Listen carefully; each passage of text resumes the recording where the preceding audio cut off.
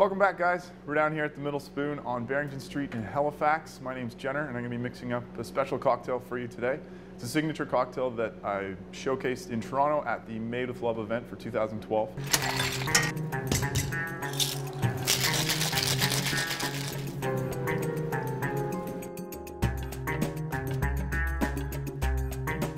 It's an interesting cocktail using gin as our base spirit and some homemade cardamom absinthe bitters. So the bitter that we're using today is a spring bitter, the main flavors being cardamom, green and black.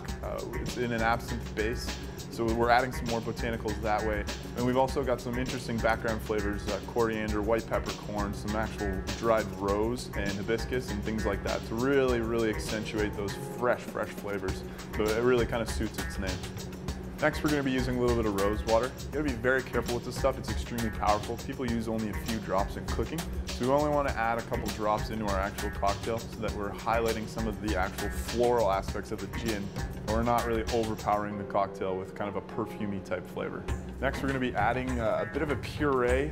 We've actually got some juiced cucumbers in here, as well as plums. We're going to add about 3/4 of an ounce of this cucumber juice, as well as 1/4 ounce of a pear puree.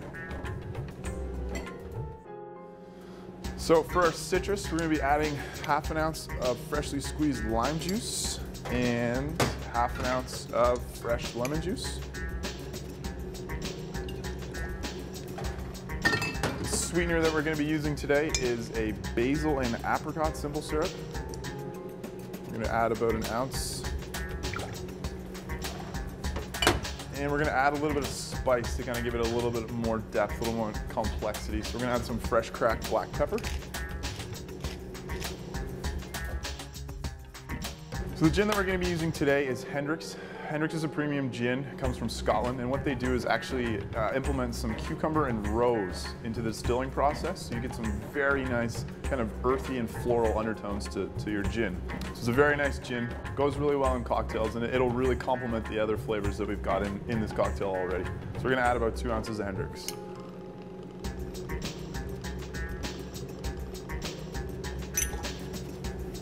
So now that we've got everything in our glass, we're going to give it a nice shake and double strain into our chilled coupe glass.